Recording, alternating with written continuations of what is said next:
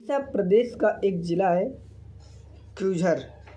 क्यूझर ज़िले में एक ब्लॉक है जिसका नाम दीपानली और यहाँ का रहने वाला एक व्यक्ति जिसका नाम जीतू मुंडा है, जिसकी उम्र लगभग 55 से 56 साल है और उसकी बहन का नाम कराला मुंडा है। तो जीतू मुंडा एक दिन अपने ही घर पे रखे हुए एक बक्से को खोला और उस बक्से में कुछ कागजात पुराने पड़े हुए थे। उस कागजात में एक पासबुक भी मिलती है और वो पासबुक जीतू मुंडा की बहन की थी। वो पासबुक उठाता है और जबकि जीतू मुंडा बिल्कुल अनपढ़ है, उसको बिल्कुल ज्ञान नहीं है कि इस पासबुक में कितने पैसे लिखे हैं। और जीतू मुंडा उस पासबुक को लेके अपने नज़दीकी ग्रामीण बैंक जाता है, जिस बैंक में उसकी बहन का खाता खुला हुआ था।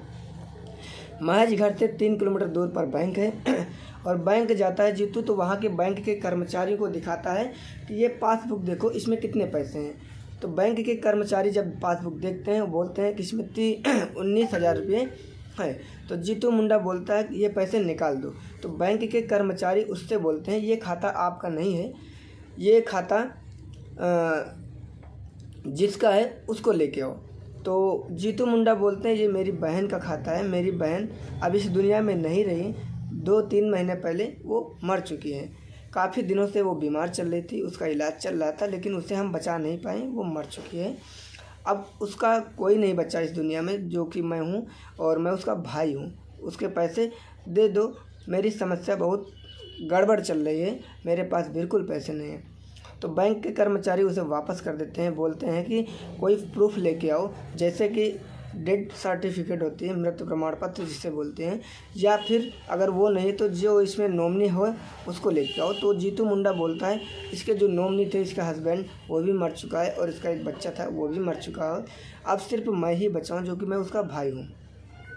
तो बैंक कर्मचारी नहीं मानते हैं, उससे वापस कर देते हैं। अगले दिन जीतू मुंडा फिर बैंक जाता है, फिर बैंक के कर्मचारी डांट के उसे वापस कर देते हैं, बोलते हैं मैंने तुम्हें समझाया उस दिन, तुम्हारी समझ में नहीं आ रहा, मुझे डेथ सर्टिफिकेट लेके आओ तब तुम्हारे पैसे मिलेंगे, वो भी पूरी कार्रवाई के साथ। अब जीतू मुंडा बिल्कुल अनपढ़ था, उसे बिल्कुल नहीं पता था कि डेथ सर्टिफिकेट होता क्या है, हम कहाँ जाके बनवाएंगे, कैसे बनवाएंगे, उसे कुछ नहीं समझ में आ रहा था। बस वापस आया, अपने घर पर बैठ के बहुत दुखी हुआ और उसके बाद में उसके दिमाग में क्या सूझी, वो कब्रिस्तान पहुंच गया जहां पर अपनी बहन को दफनाया था।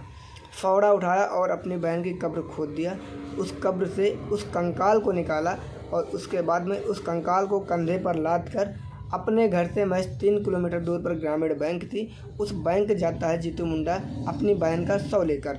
तो बोरी में बांध कर रखे हुए अपने कंधे पे था, जो कि कमर के नीचे का हिस्सा पूरा दिख रहा था, सिर्फ कंकाल बची हुई थी, हड्डी और पैर वगैरह नीचे के पंजे बाकायदा दिख रहे थे कि ये किसी इंसान की डेड बॉडी है।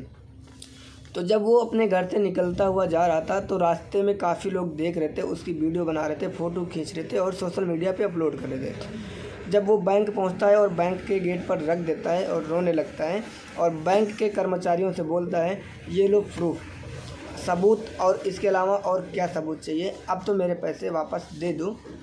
अब बैंक के कर्मचारी वहाँ पर हक्का बक्का हो जाते हैं और पूरे बैंक में हड़कंप मच जाती है। पुलिस आती है, अपना उस शव को अपने कब्जे में करती है। उसके बाद में कार्रवाई होती है। कार्रवाई होने के बाद में अब यहाँ पर ये देखा जाता है कि इंसानियत नाम की कोई चीज़ है कि नहीं है। बताइए उस अनपढ़ व्यक्ति को, जो कि उसे बिल्कुल ज्ञान नहीं है कि इस पासबुक में कितने पैसे लिखे हुए हैं, अब बताइए ऐसे व्यक्ति को कितना लाचार किया गया था, उस बैंक में कितनी गालियाँ दी गई होंगी और धक्के मार के खेद भी दिया होगा। अब उस व्यक्ति ने अपनी बहन की कब्र खोद कर उस बैंक को ले जाया, बैंक में ले गया, सबूत के तौर पर दिखाया गया। इंसानियत नाम की कोई चीज़ ही नहीं बची है इस संसार में।